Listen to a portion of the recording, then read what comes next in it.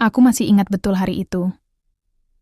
Jumat pagi, sekitar pukul 7.30, langit di Senaru mulai memutih oleh kabut yang pelan-pelan turun dari kaki Rinjani. Aku dan Bayu, sahabatku sejak SMA, sudah lama merencanakan pendakian ini. Gunung Rinjani, dengan segala keindahan dan mitos mistisnya, telah menjadi semacam pencarian batin bagi kami setelah masa sulit masing-masing. Bayu baru saja kehilangan ibunya karena stroke, dan aku sedang mencoba sembuh dari hubungan cinta yang gagal total. Pendakian ini bukan cuma soal mencapai puncak, tapi juga tentang menata kembali hati yang hancur. Sebelum kami naik, kami mampir sebentar ke warung kecil dekat base camp untuk makan nasi bungkus dan membeli logistik tambahan. Di sanalah kami bertemu dengan Raka. Dia duduk sendirian di sudut warung, memakai jaket hitam lusuh, sepatu gunung yang tampak usang, dan ransel besar yang nyaris sobek. Wajahnya kurus, kulitnya pucat, tapi tatapannya tajam. Saat kami lewat, ia menyapa dengan suara pelan. "Mas, ikut bareng boleh. Saya terpisah dari rombongan." Bayu menatapku sejenak, ragu. Tapi karena kasihan, kami menyetujui ajakannya. Lagi pula, dalam pendakian, saling bantu adalah hal lumrah. Kami pikir Raka hanya tersesat sementara dari kelompoknya. Tapi yang membuatku sedikit heran, ia tidak membawa ponsel, dan ketika kutanya dari mana asalnya, dia hanya menjawab pendek, "Saya sering naik Rinjani." Sepanjang perjalanan dari base camp ke pos 1, Raka lebih banyak diam. Langkahnya ringan, bahkan lebih cepat dari kami. Ia seakan hafal setiap tanjakan dan turunan, seperti orang yang sudah berkali-kali melewati jalur itu. Bayu sempat bergumam, "Kok jalannya ngalahin porter ya?" Saat istirahat di pos 1, Bayu mencoba akrab dengan Raka, tapi responnya datar. Ia hanya tersenyum tipis, sesekali menatap kabut yang mulai turun perlahan dari pepohonan. Tatapannya kosong, seperti sedang mencari sesuatu yang tak terlihat. Entah kenapa, meski baru bertemu, kehadiran Raka membuatku merasa tidak tenang. Tapi aku menepis pikiran buruk itu. Mungkin dia hanya pendiam, atau memang tipe pendaki yang tidak banyak bicara. Andai saat itu aku tahu, keputusanku mengizinkan dia ikut akan mengubah segalanya. Karena ternyata, aku tidak sedang mendaki bersama manusia. Kami melanjutkan perjalanan menuju pos 2 dengan langkah lebih lambat karena medan mulai menanjak dan sinar matahari mulai tertutup awan. Kabut tebal perlahan turun dari sela-sela pohon rindang. Suasana mendadak berubah menjadi redup dan dingin, padahal masih siang hari. Bayu, yang biasanya cerewet di pendakian, kali ini lebih banyak diam. Mungkin karena lelah, atau mungkin karena perasaan tidak enak yang sama dengan yang kurasakan. Di tengah jalan, aku beberapa kali menoleh ke belakang. Entah mengapa, aku merasa ada yang mengikuti dari kejauhan, meski saat kulihat, hanya ada jejak kami bertiga. Raka tetap di depan, langkahnya ringan dan tanpa suara, seperti tak pernah menginjak dedaunan kering. Saat aku berusaha menyusulnya, ia menoleh sekilas. Tatapan mata Raka membuatku membeku. Matanya kosong. Bukan seperti orang selelah, tapi seperti tidak ada cahaya kehidupan di sana. Bening, hampa, dan penuh kekosongan. Tatapan seperti itu yang biasa kulihat saat melayat orang meninggal. Bukan tatapan orang yang sedang menikmati perjalanan di alam bebas. Aku pura-pura tak melihat. Tapi sejak itu, aku memperhatikan satu hal aneh. Raka tak pernah makan. Setiap kami istirahat dan membuka bekal, dia hanya duduk diam, memandangi kami makan. Sesekali menatap ke arah hutan, seperti ada yang sedang dipantaunya. Bayu bahkan bercanda, "Mas Raka ini kayak vampir ya? Nggak makan, nggak minum, tapi kuat." Raka hanya tertawa pelan, tanpa menanggapi. Tapi tawanya datar, seperti direkam dan diputar ulang. Tidak ada rasa di sana. Saat kami tiba di pos 2, Raka tiba-tiba berdiri menghadap hutan lebat di samping jalur. Ia bergumam lirih. Aku dengar suara mereka. Aku dan Bayu saling menatap. "Suara siapa?" tanyaku hati-hati. Raka tidak menjawab. Ia melangkah perlahan ke semak-semak, seperti mendengar panggilan yang tak terdengar oleh kami. Bayu buru-buru menarik bahunya, memintanya kembali duduk. "Jangan aneh-aneh, Mas. Kita bareng-bareng ya." Raka menurut. Tapi sejak saat itu suasana makin dingin. Angin berhembus kencang, membawa suara samar seperti bisikan. Daun-daun bergoyang tidak wajar, dan langit mendung seperti turun terlalu cepat. Aku mulai merasa ada yang tidak beres, tapi aku tetap menenangkan diri. Mungkin ini hanya sugesti, mungkin hanya lelah, tapi jauh dalam hatiku aku tahu ada sesuatu yang mengikuti kami sejak awal. Kami tiba di pos 3 menjelang sore. Angin mulai bertiup lebih dingin dan kabut makin menebal, menyelimuti pepohonan tinggi yang menjulang seperti bayangan raksasa. Tempat itu terasa sunyi, terlalu sunyi. Tak ada suara burung, jangkrik, atau apapun. Hanya deru angin yang menggoyangkan dedaunan. Bahkan langkah kami pun seolah tak meninggalkan gema di tanah basah. Kami memutuskan untuk istirahat sejenak di bawah pohon cemara besar. Bayu sibuk menyiapkan makanan ringan, sementara aku menata ulang carrier. Raka? Ia duduk menyendiri di sebuah batu datar, menghadap ke arah lereng yang diselimuti kabut pekat. Dari kejauhan, dia tampak seperti patung. Tidak bergerak, tidak bicara. Hanya menatap kosong ke arah hutan. Aku mendekat. Mas Raka, enggak lapar? Dia tak langsung menjawab. Matanya tetap menatap ke arah jauh. Lalu pelan-pelan ia berkata dengan suara hampir tak terdengar. Mereka memanggilku. Aku terdiam. Jantungku berdebar. Siapa yang manggil, Mas? Dia menoleh padaku perlahan. Senyumnya tipis tapi dingin, seperti tanpa emosi. Orang-orang yang tertinggal. Di sini mereka nggak pernah benar-benar pergi. Aku tidak mengerti maksudnya, tapi perasaan di dada ini seperti ditekan. Bayu memanggilku dari belakang. Aku segera kembali dan pura-pura tidak terjadi apa-apa. Tapi saat aku menoleh lagi ke arah Raka, dia masih di posisi yang sama.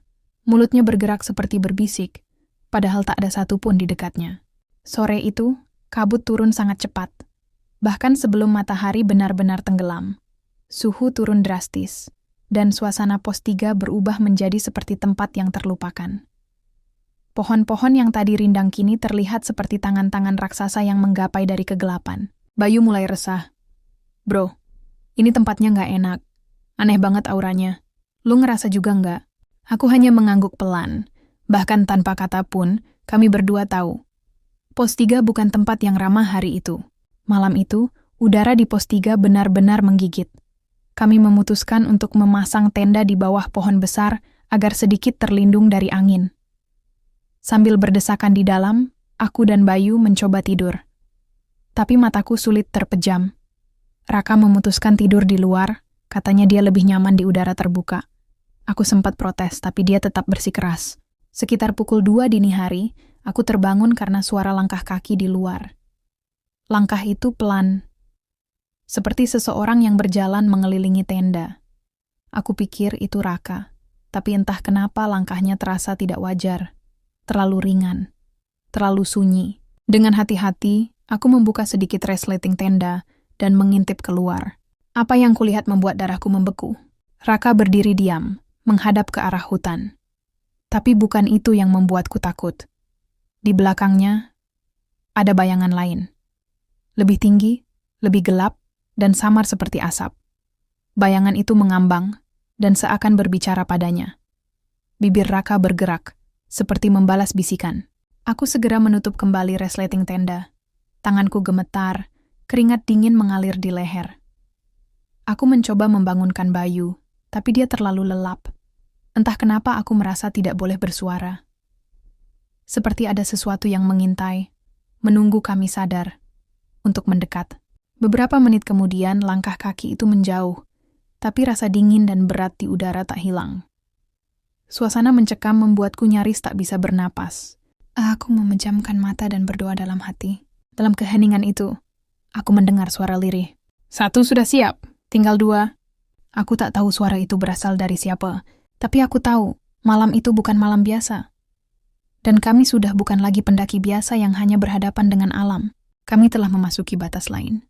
Pagi menjelang, matahari tampak malas menembus kabut tebal yang masih menggantung rendah di antara pepohonan. Bayu masih terdiam sejak bangun. Sepertinya ia juga merasakan hal yang sama denganku. Tidak nyaman. Wajahnya lesu, dan saat kusapa pun ia hanya mengangguk pelan. Raka duduk di luar tenda, seperti biasa. Kali ini dia tampak bersemangat. Ia menunjuk ke arah sebuah jalur kecil yang tersembunyi di antara semak-semak. Kalau mau cepat ke Pelawangan, lewat sini aja. Jalur potong, katanya dengan tenang. Aku menatap jalur itu. Sepi, sempit, dan tidak terlihat seperti jalur yang biasa dilewati pendaki.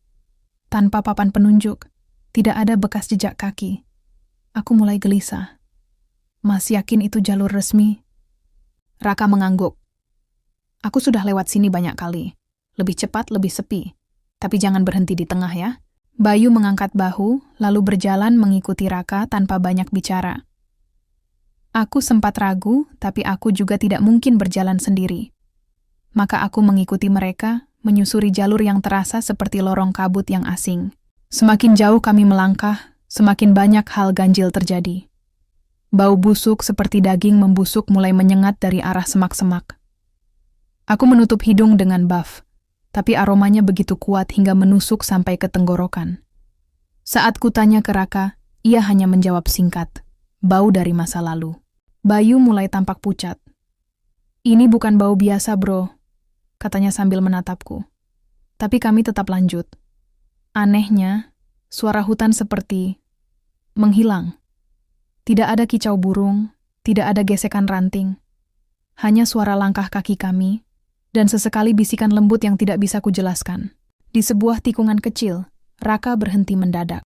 Ia menatap sebuah batu besar berlumut. Tiba-tiba ia menunduk, seakan menghormati sesuatu. Aku dan Bayu ikut berhenti di belakangnya. Apa itu? Tanyaku. Dia menoleh pelan, tatapannya kosong. Mereka sedang lewat. Aku menelan ludah. Siapa mereka yang dia maksud? Beberapa detik kemudian, angin dingin bertiup kencang dari arah berlawanan. Semak-semak bergoyang sendiri dan terdengar suara seperti langkah banyak orang. Tapi kami bertiga hanya diam membeku di tempat. Saat angin itu reda, Raka melanjutkan jalan tanpa berkata apapun. Tapi langkah kami jadi berat, seakan ada bayangan yang mulai menempel di punggung. Bayangan yang tidak kasat mata, tapi sangat nyata. Kami belum tahu jalur yang kami ambil bukan sekadar jalan pintas. Itu adalah jalan masuk ke dunia yang lain. Semakin jauh kami berjalan, suasana di jalur itu semakin menekan. Matahari terasa tidak menembus rimbunnya pepohonan yang membentuk lorong seperti terowongan alami. Tidak ada cahaya terang, hanya cahaya abu-abu yang terasa redup dan mencekam. Kabut semakin pekat, seolah kami sedang menembus batas dunia. Bayu berhenti sejenak, tangannya menahan perut. Bro, gua mual banget. Baunya makin parah. Ia terhuyung sedikit, wajahnya pucat pasi. Aku juga merasakannya. Bau busuk itu tidak hanya berasal dari satu arah, tapi dari segala penjuru. Seperti kami sedang dikepung oleh bau kematian. Raka tetap tenang, bahkan nyaris tidak terpengaruh. Sudah biasa, nanti juga hilang sendiri, ucapnya pelan. Aku mulai curiga. Normalnya, orang akan merasa mual, pusing, atau setidaknya terganggu dengan bau seperti itu. Tapi Raka seolah tak memiliki reaksi manusiawi. Bahkan sejak awal, ia belum pernah menunjukkan ekspresi emosi apapun. Takut, lelah, atau kesal. Ia seperti mesin, atau seperti bukan manusia. Beberapa meter kemudian, kami tiba di sebuah area datar yang ditumbuhi pohon besar dengan akar melingkar di sekeliling tanah. Raka berhenti dan berkata, "Istirahat sebentar di sini." Begitu kami duduk, aku mulai melihat sesuatu yang aneh di balik semak. Tulang-tulang kecil, mungkin tulang binatang. Tapi ada juga yang terlalu besar untuk seekor rusa. Dan warnanya kekuningan pucat, seperti telah lama terkubur lalu muncul ke permukaan. Aku menatap Bayu, dia menatapku balik. Kami sama-sama tidak bicara, tapi tahu ini bukan tempat biasa. Tiba-tiba, angin kembali bertiup kencang. Akar pohon bergerak sedikit seperti berdenyut. Dan saat aku menoleh ke arah Raka, dia sedang berdiri menghadap pohon, dengan tangan terangkat, seperti sedang berdoa atau memberi persembahan. Aku ingin bicara, tapi lidahku keluh. Lalu aku mendengar suara berbisik. Bukan dari Raka, bukan dari Bayu, tapi dari balik batang pohon. Satu lagi, satu jiwa lagi. Aku tidak tahu maksudnya. Tapi jantungku berdetak cepat, dan tubuhku gemetar hebat. Tempat itu tidak ingin kami pergi. Sesuatu di sana sedang menunggu, salah satu dari kami. Setelah melewati jalur yang terasa seperti lorong kematian itu, akhirnya kami sampai di Pelawangan Sembalun menjelang senja. Biasanya, tempat ini dipenuhi tenda-tenda pendaki, suara orang bercanda sambil menyeduh kopi, dan keramaian khas mereka yang bersiap summit attack keesokan paginya. Tapi sore itu, pelawangan kosong. Bukan cuma sepi, tapi seperti ditinggalkan. Angin kencang berdesing tanpa henti, membawa kabut tipis yang mengambang di permukaan tanah. Tak ada satu tenda pun selain milik kami. Tak ada jejak api unggun, tak ada sisa-sisa kehidupan. Hanya kami bertiga. Aku, Bayu, dan Raka. Kami buru-buru mendirikan tenda. Bayu terlihat gelisah, menatap ke segala arah. "Kok bisa sepi begini, bro?" tanyanya padaku. Aku hanya menggeleng. Dalam hati, aku tahu ini bukan sepi biasa. Ini semacam kekosongan yang disengaja. Seperti tempat ini dikosongkan karena sesuatu yang tak ingin diungkapkan. Raka, tanpa berkata banyak, langsung duduk di tepi tebing menghadap ke danau Segara Anak. Ia duduk diam, seperti sedang menunggu sesuatu. Tatapannya tak pernah lepas dari danau yang membentang luas dan hitam, seperti mata raksasa yang sedang tidur. Aku duduk tak jauh dari tenda, mencoba menyeduh air panas sambil memeriksa sinyal. Tidak ada koneksi sama sekali. Bahkan GPS kami tak merespons. Kompas digital menunjukkan arah yang berputar sendiri. Semua alat terasa lumpuh. Tiba-tiba Bayu menarik lenganku. "Lo lihat itu?" bisiknya. Aku menoleh ke arah danau. Samar. Dari tengah danau yang jauh di bawah sana, terlihat cahaya kuning kecil, seperti lentera atau obor. Lalu muncul lagi satu, dan satu lagi, hingga jumlahnya belasan, berjajar melingkar. Tapi siapa yang menyalakan api di tengah danau? Tak mungkin ada perahu di sana malam-malam begini. Kami hanya bisa diam, membeku. Angin dari arah danau mulai membawa suara seperti nyanyian atau doa. Raka berdiri dan berkata pelan, "Mereka datang tepat waktu." Aku menatapnya tajam. "Siapa yang datang?" Tapi dia tak menjawab. Ia hanya tersenyum samar dan melangkah ke arah danau, lalu duduk bersila di atas batu. Seolah sedang menyambut tamu tak kasat mata. Malam datang dengan cepat, seperti selimut hitam yang dijatuhkan langsung dari langit. Kabut terus menari di antara pohon cemara, menutupi bulan dan membelokkan cahaya bintang. Aku dan Bayu duduk dekat api unggun, tapi api itu seperti tidak memberi hangat. Seolah hanya cahaya palsu, karena tubuhku tetap menggigil hebat. Raka belum kembali ke tenda. Ia masih duduk diam di batu tepi jurang, menghadap danau. Bayu terus melirik ke arahnya, lalu padaku. "Gue nggak enak hati, bro. Serius," katanya lirih. Aku mencoba menenangkan, tapi dalam hati aku juga diliputi kecemasan. Bukan hanya karena suasana menyeramkan, tapi karena Raka sendiri. Makin lama kami bersamanya, semakin banyak pertanyaan yang muncul. Siapa dia? Mengapa dia tahu jalur tak dikenal? Mengapa dia begitu tenang ketika semua terasa salah? Tiba-tiba, dari arah danau, terdengar tangisan. Bukan suara satu orang, tapi seperti puluhan, atau bahkan ratusan. Tangisan lirih, menjerit, mengaduh. Penuh kesedihan. Bayu langsung berdiri. "Dengar kan?" tanyanya dengan wajah pucat. Aku mengangguk. Ya, aku dengar. Dan itu bukan suara hewan. Suara itu terlalu manusia. Tapi dari mana asalnya? Raka berbalik sebentar, lalu berkata tenang. Tangisan mereka selalu datang saat waktunya tiba. Kami memandangnya dengan tatapan bingung. "Waktunya apa?" tanyaku. Tapi ia kembali diam, seolah suara tangisan itu adalah bagian dari ritual malamnya. Bayu mulai panik. Ia berkemas, ingin meninggalkan tempat itu malam itu juga. Tapi aku menahannya. "Jangan turun malam-malam, bahaya," kataku. "Tapi gue ngerasa kita nggak aman di sini." Serunya hampir menangis. "Ini bukan tempat biasa, bro. Gue ngerasa kayak kita dijebak." Aku mencoba menenangkan, tapi dalam hati aku mulai percaya. Suara tangisan dari danau makin keras. Angin bertiup membawa suara-suara yang tak masuk akal. Ada suara anak kecil memanggil ibu. Ada suara rintihan seorang pria tua. Ada suara perempuan tertawa kecil. Lalu berubah menjadi teriakan menakutkan. Api unggun tiba-tiba padam sendiri. Kami duduk dalam kegelapan. Dikelilingi suara-suara dari dunia yang tak terlihat. Dan Raka tetap tak bergeming. Seolah ia menunggu giliran kita. Malam itu, Setelah suara tangisan dari arah danau mereda, kami akhirnya masuk ke dalam tenda. Tapi suasana tidak jadi lebih tenang. Bayu hanya bisa berbaring sambil menatap langit-langit tenda, sesekali menarik napas panjang, seperti orang yang menahan panik. Aku duduk bersandar di dinding tenda, mencoba memejamkan mata. Tapi kegelisahan tak kunjung surut. Raka belum juga kembali ke dalam. Aku bisa melihat bayangannya samar di kejauhan, duduk menghadap danau, seperti sedang bertapa. Entah pukul berapa aku tertidur. Tapi dalam tidur itu, aku bermimpi. Dalam mimpi, aku berada di tengah kabut. Semua putih, tak ada langit, tak ada tanah, hanya kabut. Dan dari kejauhan, aku melihat Bayu berdiri. Tubuhnya tampak lemas, wajahnya penuh darah, dan matanya kosong. Ia memanggil namaku lirih. Aku masih di sini."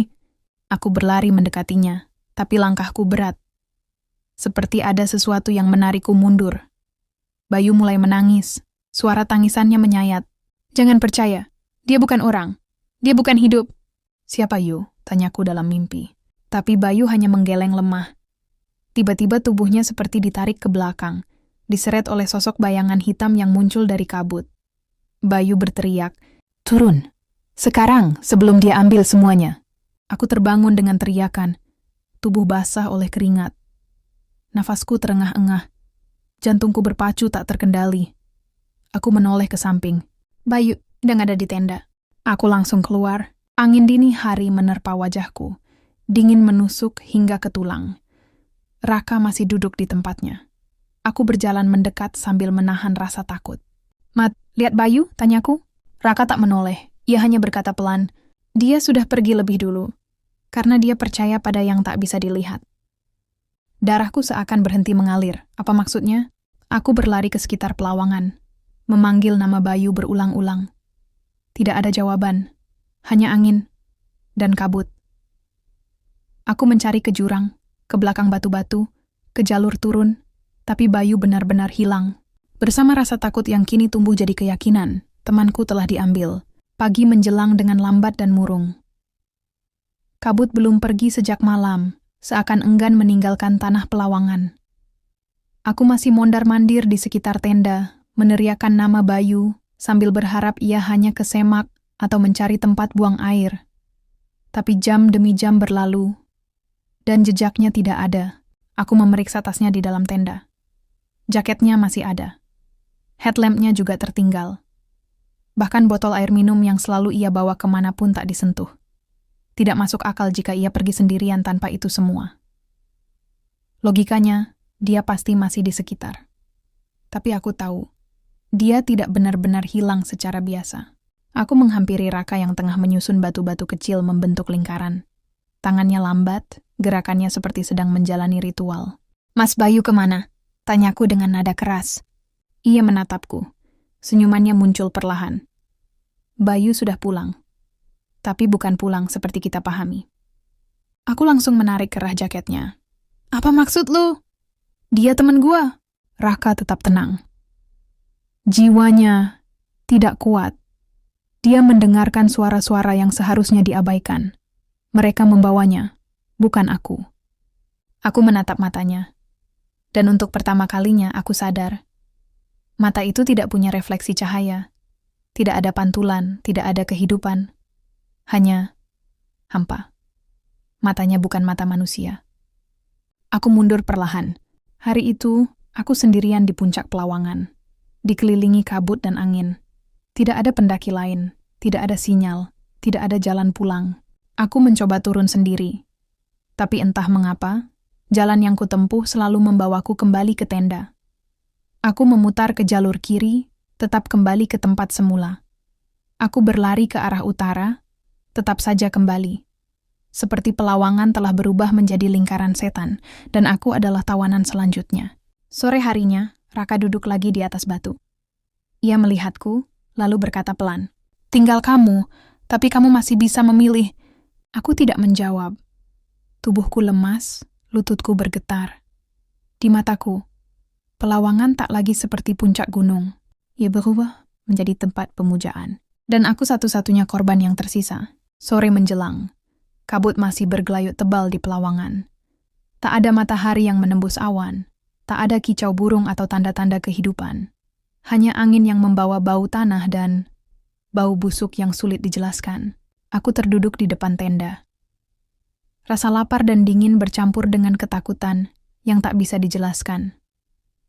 Raka masih di tempat yang sama, duduk diam menatap lembah, seperti patung hidup yang tak pernah lelah. Ada satu hal aneh yang kusadari.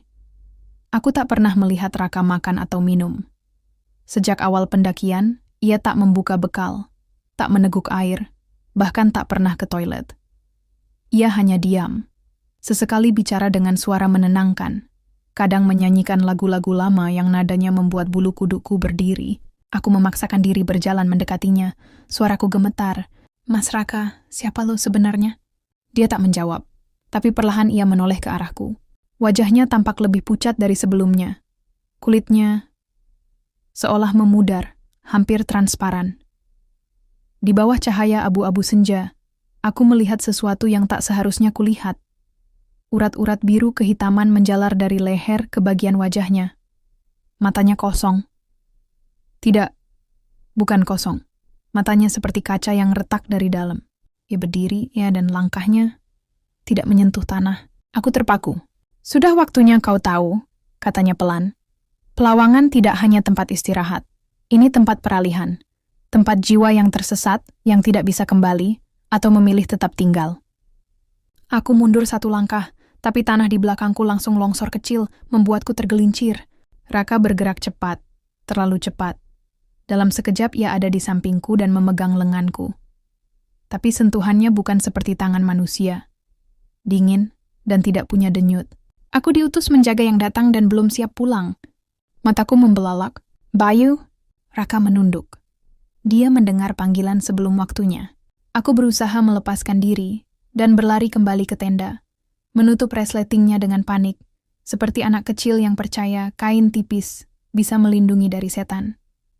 Tapi, apapun itu yang bersamaku di gunung ini bukan hanya legenda.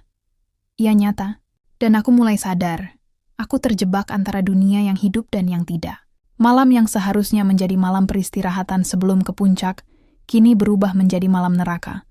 Aku tidak bisa tidur. Setiap kali mencoba memejamkan mata, aku mendengar suara-suara. Jeritan, tangisan, desahan, bahkan suara-suara orang berdoa dengan bahasa yang tak kupahami. Semua berasal dari luar tenda. Aku menutup telinga, tapi suara itu tidak berhenti. Lalu terdengar suara langkah kaki mengelilingi tenda. Aku menahan napas. Senter tak berfungsi. Headlamp sudah rusak sejak kemarin. HP mati total. Aku bahkan tidak ingat kapan terakhir menggunakannya. Langkah kaki itu makin dekat, lalu berhenti tepat di depan pintu tenda. Aku ingin berteriak, tapi mulutku seakan terkunci. Tubuhku membeku. Lalu terdengar suara lirih, suara Bayu. "Buka tolong, gue kedinginan." Seketika air mataku mengalir. Itu suaranya. Persis. Seperti saat dulu kita mendaki Semeru bersama. Seperti saat ia tertawa di puncak Sindoro. Tapi, aku tahu itu bukan dia. Aku tidak membuka tenda. Tapi suara itu memanggil lagi. "Lo bilang kita teman. Buka pintunya. Gue cuma pengen masuk." Aku menutup telinga erat-erat. Tapi suara itu berubah. "Lo egois, gue mati karena lo." Aku menjerit. Tapi suara itu lenyap begitu saja. Aku menangis, tubuh gemetar. Lalu terdengar satu suara lagi. Lebih berat, lebih tua, penuh gema. "Pelawangan tidak akan melepaskanmu jika kau menutup dirimu dari kebenaran." Tiba-tiba resleting tenda bergerak sendiri. Perlahan, terbuka. Aku hanya bisa berdoa, karena malam itu aku tahu satu hal pasti. Raka bukanlah satu-satunya arwah di Pelawangan. Mereka semua di sini. Dan aku belum tentu bisa pulang. Aku bangun dengan mata sembab, masih memakai sleeping bag yang basah oleh keringat dingin. Entah jam berapa, langit masih hitam pekat. Tapi di luar tenda, ada cahaya. Cahaya api. Aku membuka sedikit resleting tenda, dan yang kulihat membuat napasku berhenti. Ada nyala api unggun besar tak jauh dari batas tebing Pelawangan. Tapi bukan itu yang aneh, tak ada asap. Api itu menyala tinggi, menjilat-jilat udara seperti lidah neraka, tapi tidak mengeluarkan asap sama sekali. Dan di sekeliling api itu, ada banyak orang. Mereka duduk melingkar, diam, tidak bergerak. Wajah mereka tak terlihat jelas karena tertutup tudung atau bayangan. Tapi dari siluetnya, tubuh-tubuh itu seperti mayat. Pucat, kaku, beberapa tampak melepuh atau gosong. Aku melihat ke arah mereka lagi, berharap ini hanya halusinasi. Tapi salah satu dari mereka menoleh. Wajahnya Bayu, tapi matanya kosong, dan mulutnya menyeringai, terlalu lebar untuk wajah manusia. Tubuhku bergidik. Aku mundur. Tapi sebelum aku bisa menutup tenda, Raka berdiri di belakangku. Wajahnya disinari oleh api aneh itu. Sudah waktunya kau lihat semuanya, Dimas. Tangannya terulur, menunjuk ke lingkaran api itu. Mereka, para pendaki yang tak pernah pulang. Seketika aku teringat berita-berita hilangnya pendaki di Rinjani yang tak pernah ditemukan. Mereka masih di sini? Mereka mencari tubuhnya, mencari alasan, dan sebagian hanya ingin diakui. Kenapa kau tunjukkan ini padaku? Teriakku. Raka menunduk. Karena kau masih hidup, dan satu-satunya jalan keluar adalah menghadapi mereka. Aku ingin lari, tapi tubuhku tak bisa digerakkan. Seperti ada yang menahanku dari belakang. Lalu dari kerumunan itu, satu sosok bangkit berdiri. Bayu. Wajahnya terbakar di satu sisi, seperti habis dilalap api. Ia berjalan ke arahku dengan langkah kaku. Lu ninggalin gue, Dim? Aku menggigil. Gue nyari lo waktu itu. Gue minta tolong. Lu yang jatuh. Bayu menunduk. Gue gak jatuh, Dim. Gue ditarik. Aku tersentak. Apa? Dia menatap mataku. Dan sekarang lo juga mau ditarik. Aku memaksakan tubuhku mundur. Nafasku tercekat. Tapi tanah pelawangan terasa seperti mengikat kakiku. Keras, berat, seolah-olah bumi enggan membiarkanku pergi. Bayu terus mendekat. Lo ninggalin gue di situasi kayak gitu, Dim. Gue teriak. Lo diem, lo lari. Aku cari pertolongan, teriakku. Bukan itu yang kami lihat. Dari balik api, satu persatu arwah mulai berdiri. Beberapa tanpa kepala. Beberapa hanya tinggal kerangka. Semuanya menatapku. Dia pengecut, suara dari belakang Bayu. Dia penakut. Manusia lemah. Dia harus tinggal di sini. Aku menutup telinga dan berteriak, aku masih hidup. Tiba-tiba semua terdiam. Api padam seketika. Gelap total. Dan dalam gelap itu, aku bisa melihat. Ya, justru dalam gelap, aku melihat kilas balik. Saat Bayu terpeleset, aku memang sempat ragu, sempat berbalik badan, lalu berlari. Aku melihat versi diriku yang panik, tidak peduli, dan lebih memilih keselamatan sendiri. Aku menangis melihat diriku sendiri. Gue minta maaf, Bayu. Suaraku lirih. Tapi dia sudah berdiri tepat di depanku. Dengan tangan yang setengah terbakar, ia mengulurkan sesuatu. Sepatu hiking. Ini sepatu gue, lu simpan selama ini. Aku mengangguk. Iya, di rumah. Dia tersenyum. Untuk pertama kalinya sejak malam itu, aku melihat Bayu tersenyum. Senyum manusia. Lalu dia menunduk. Terima kasih udah jujur. Tiba-tiba dari belakangnya Raka menarikku. Sekarang saatnya pergi. Tapi, sekarang, aku berlari mengikuti Raka. Aneh. Setiap langkah kami tak meninggalkan jejak, tapi tanah terasa nyata. Kami terus menembus kabut, semakin jauh dari api, dari arwah, dari Bayu. Tapi sebelum suara mereka hilang, aku mendengar satu kalimat. Kau belum sepenuhnya selamat, Dimas. Aku terus mengikuti Raka menuruni jalur setapak. Tapi anehnya, semakin jauh kami melangkah, jalur itu tak terasa seperti jalur turun gunung. Langkah kami datar, kadang menanjak, lalu memutar kembali seperti lingkaran tak berujung. Raka, panggilku, napasku mulai ngos-ngosan. Kita ini kemana? Ia diam. Raka? Baru kali ini aku sadar. Ia tak membawa headlamp, tapi wajahnya tetap terlihat jelas, seolah diterangi cahaya dari dalam tubuhnya sendiri. Aku berhenti, jantungku berdegup tak karuan. Bukan Raka, kan? Ia menoleh pelan. Raka memang ikut mendaki malam itu, tapi dia tak pernah kembali. Hatiku terasa diremas, tanganku gemetar. Apa maksud lo? Raka, atau apapun ia sekarang, menatapku dengan mata sendu. Gue ikut lo, karena gue gak bisa pulang sendirian. Tubuh gue gak pernah ditemukan. Tapi lo bisa keluar. Lo harus keluar. Angin tiba-tiba bertiup kencang. Daun-daun berputar. Kabut mulai menebal, mengaburkan jalur di depan. Raka melangkah ke sebuah pohon besar. Di batangnya ada papan kayu kecil, lusuh, dengan puluhan nama-nama pendaki yang hilang. Aku membaca satu persatu. Dan di bagian bawahnya ada nama Raka, tertulis jelas, dengan tanggal terakhir, menghilang saat turun dari pelawangan 3 tahun lalu. Lututku lemas. Dunia seperti membalik. Segala keanehan kini masuk akal. Ia tak pernah lapar, tak pernah mengeluh lelah, dan selalu muncul tepat saat aku butuh. Aku menoleh. Tapi Raka sudah tak ada. Hanya tersisa papan nama dan bau dupa samar yang menusuk hidung. Aku mencoba kembali ke jalur awal, berharap bisa menemukan tenda atau bahkan jalur puncak. Tapi setiap aku melangkah, semuanya kembali ke titik yang sama. Pohon dengan papan nama. Aku putus asa. Aku duduk di bawah pohon, memeluk lutut, dan menangis dalam diam. Kalau aku nggak bisa keluar, apa aku akan jadi bagian dari mereka? Pikirku. Tapi lalu angin berubah arah. Dan dalam hening, terdengar suara langkah kaki dari kejauhan. Bukan 1, tapi 2, 3, mungkin 5. Aku berdiri tergesa, menanti siapa yang datang. Dari balik kabut muncul sosok-sosok dengan jaket tebal, membawa headlamp. Salah satu dari mereka berteriak, "Mas, ada orang!" Aku melambai panik. Mereka mendekat, tim SAR. Dengan wajah cemas dan penuh keheranan, mereka menuntunku keluar dari jalur itu. Mereka bilang, dari peta dan GPS, aku ditemukan bukan di jalur pendakian, tapi di lembah curam yang tertutup semak, tempat yang tak mungkin dicapai sendiri. Saat aku dibawa ke pos bawah, salah satu dari mereka memberiku minum. "Ada yang bersama kamu?" tanya petugas SR. Aku mengangguk lemah. "Temanku, Raka." Petugas itu terdiam, lalu berkata, "Raka? Raka siapa?" Aku jawab dengan suara gemetar. Ia lantas menghela napas panjang. "Mas, nama itu sudah lama kami temukan di papan pendaki hilang. Dia yang gak pernah ketemu sampai sekarang." Aku menggenggam jaketku erat-erat. Di dalam saku, aku meraba sesuatu. Sebuah sobekan papan kecil bertuliskan nama Raka, yang entah bagaimana bisa ada di sana. Dan aku sadar, aku bisa keluar, karena dia tak bisa. Sudah seminggu aku kembali ke Jakarta. Tapi pikiranku belum pernah benar-benar pulang. Wajah Raka. Sorot matanya yang teduh namun kosong. Suara napasnya di malam hari masih terngiang di benakku.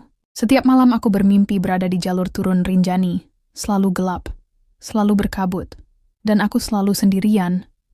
Sampai langkah Raka terdengar dari belakang. "Dim, tungguin gue." Aku terbangun setiap kali ia akan menyentuh bahuku. Berkeringat, gemetar, dan napas terengah. Aku pikir itu hanya efek trauma. Tapi sejak hari ketiga, aku mulai mendengar ketukan di jendela kamarku tiap jam 2 pagi. Awalnya sekali, malam berikutnya 2 kali, lalu 3. Dan malam terakhir, 7 ketukan. Perlahan, ritmis. Aku tinggal di lantai 2. Tak ada balkon. Tak mungkin ada yang memanjat jendela kamar belakangku. Dan setiap kali aku buka tirai, tak ada siapa-siapa. Hanya bayangan samar berdiri jauh di ujung halaman. Diam, menatap. Lalu menghilang begitu saja. Aku mencoba menyibukkan diri, bekerja, bertemu teman, bahkan ke psikolog. Tapi selalu ada hawa dingin yang mengikuti, terutama saat aku sendiri. Suatu malam, ketika aku membuka buku catatan pendakian yang kusimpan sejak dulu, aku menemukan sesuatu yang tak pernah kutulis. "Aku titip namaku ya, biar orang tuaku tahu aku nggak hilang begitu aja. Raka." Tulisan itu jelas bukan tulisanku, tapi ada di lembar paling belakang. Tanganku gemetar. Aku tahu, Raka belum benar-benar pergi. Ia masih di sekitarku, menunggu. Tapi menunggu apa? Malam itu, aku duduk di lantai kamar, memandangi sobekan papan kecil yang bertuliskan nama Raka. Barang itu selalu kuletakkan di laci, tapi entah kenapa malam itu berada di atas bantal. Seperti sengaja dipindahkan. Aku coba berbicara. "Raka, kalau kamu masih di sini, kamu mau aku lakuin apa?" Angin berhembus masuk dari celah jendela. Lampu kamar meredup sebentar, lalu terang kembali. Lalu HP-ku tiba-tiba menyala sendiri. Buka galeri foto. Aku membeku. Terdapat satu folder baru bernama Pelawangan. Aku tak pernah membuatnya, dan di dalamnya hanya ada satu foto. Foto aku dan Raka sedang duduk di Pelawangan, malam sebelum kami turun. Tapi, latar belakangnya bukan langit bintang, melainkan kabut gelap dengan bayangan wajah-wajah pucat mengintai di baliknya.